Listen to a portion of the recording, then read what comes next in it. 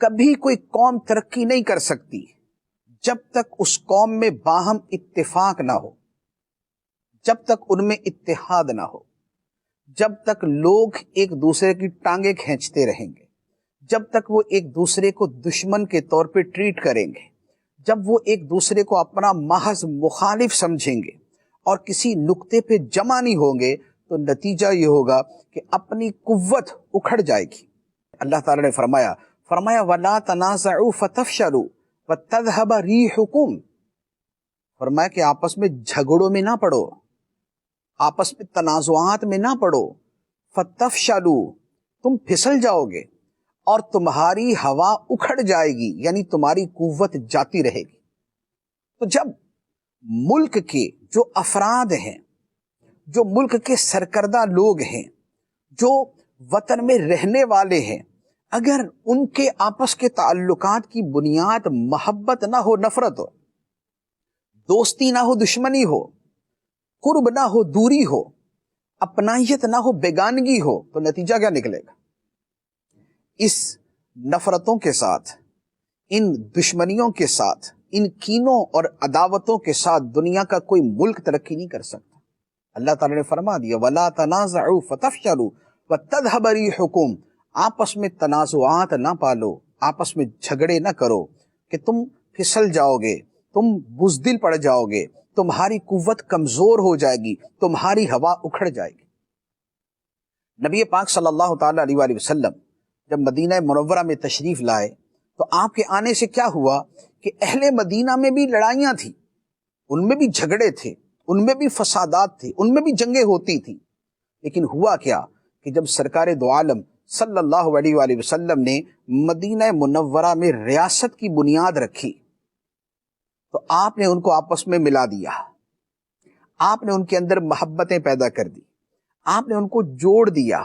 ایک دوسرے کے قریب کر دیا۔ کیسا کر دیا؟ اللہ تعالیٰ قرآن پاک میں ارشاد فرماتا ہے، فرمایا اِذْ كُنْتُمْ أَعْدَاءً فَأَلَّفَ بَيْنَ قُلُوبِكُمْ فَأَصْبَحْتُمْ بِنِعْمَتِهِ إِخْوَانًا، فرمایا یاد کرو جب تم دشمن تھے ایک دوسرے کے، تم تو دشمن تھے ایک دوسرے کے، فَأَلَّفَ بَيْنَ قُلُوبِكُمْ، تو اللہ نے تمہارے دلوں میں الفت پیدا کر دی، ایک دوسرے کی محبت پیدا کر دی، اور تم فَأَصْبَحْتُمْ بِنِعْمَتِهِ إِخْوَانًا، تو تم اللہ کی نعمت سے، اس کے فضل سے آپس میں بھائی بھائی بن گئے۔ یہ آپس میں بھائی بھائی بننا کیسے تھا؟ یہ عداوتوں کا خاتمہ، یہ نفرتوں کا خاتمہ، یہ کینے کا چلا جانا، یہ دشمنیاں ختم ہو جانا، یہ آپس کی عداوتیں اور برسوں کی عداوتوں کا ختم ہو جانا، مٹ جانا، یہ کیسے تھا؟ نبی پاک صلی اللہ تعالی علیہ وآلہ وسلم نے ان کے درمیان الفتیں تقسیم کی، محبتیں بانٹی، شفقتیں عطا فرمائی، اور نتیجہ یہ ہوا کہ انما المؤمنون اخوہ فاصبحتم بنعمته اخوانا۔ حدیث مبارک میں نبی پاک صلی اللہ تعالی علیہ وآلہ وسلم ارشاد فرماتے ہیں المؤمن للمؤمن کالبنیان یشد بعضہ بعضا، فرمایا ایک مومن دوسرے مومن کے لیے ایسے ہے جیسے ایک عمارت ہو جس کا ایک حصہ دوسرے حصے کو مضبوط کرتا ہے۔ جب وطن کے افراد، جب ملت کے افراد ایک دوسرے کے لیے مضبوطی کا سبب بنے، تعمیر کا سبب بنے، تخریب کا ذریعہ نہ بنے، اگر ایک نے کوئی کام کیا ہے تو دوسرا اس کے اچھے کام کو سپورٹ کرے، دوسرا اس کے اچھے کام کو آگے بڑھائے، تو پھر ملک ترقی کرتا ہے۔ لیکن اگر طرز عمل یہ ہو کہ چونکہ یہ کام دوسرے نے کیا ہے لہذا اسے پایہ تکمیل تک نہیں پہنچنے دینا، اگر طرز عمل یہ ہو کہ چونکہ اس کے اوپر دوسرے کا نام آ رہا ہے لہذا اب کسی صورت اسے مکمل نہیں ہونے دینا، اس کا مطلب یہ ہوا کہ جو ذاتی سوچ ہے یا جو عداوت ہے وہ اجتماعی سوچ پر اور وہ وطن کی محبت پہ غالب آ گئی۔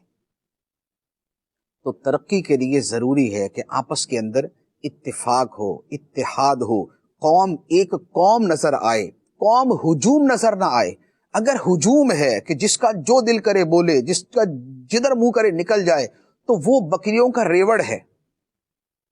وہ جانوروں کا ریوڑ ہے، وہ قوم نہیں ہے، وہ ہجوم ہے۔ اور ہجوم کسی کی قیادت میں نہیں ہوتا، بس اس نے ایک ہلڑ بازی کرنی ہوتی ہے، ایک شور مچانا ہوتا ہے۔ اور افسوس کہ ہماری قوم کی حالت کچھ، قوم کم ہے، ہجوم زیادہ ہے۔ ہمارے ہاں یہ کینے، عداوتیں، دشمنیاں، بیگانگیاں، اجنبیت، ایک دوسرے سے دوری، یہ زیادہ ہے۔ محبت، الفت، پیار، اپنائیت یہ کم ہے۔ اور اس کی وجہ کیا ہے؟ وجہ یہ ہے کہ ترجیحات کا پرابلم ہے۔ ہماری ترجیحات کیا ہے؟ ہماری ترجیح جب ہماری ذات ہوتی ہے، ہماری ترجیح جب ہمارا گروپ ہوتا ہے، ہماری ترجیح جب ہمارے ہم ذہن لوگ ہوتے ہیں، تو پھر ہم کسی دوسرے بندے کو برداشت نہیں کرتے، پھر ہم کسی دوسرے گروہ کو برداشت نہیں کرتے، پھر ہم کسی دوسرے گروپ کو برداشت نہیں کرتے، پھر کسی دوسری سوچ والے کو برداشت نہیں کرتے۔ تو یہاں سے دوریاں پیدا ہوتی ہیں۔ لیکن اگر کوئی ایک نقطہ واحدہ ہو، کوئی ایک نقطہ مشترکہ ہو کہ اس پر اتفاق ہو، اور وہ کیا ہے؟ وہ ہمارا وطن پاکستان۔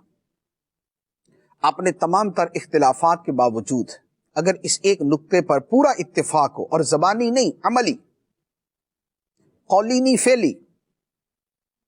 ظاہری نہیں حقیقی، یہ اتفاق ہو کہ ایٹ لیسٹ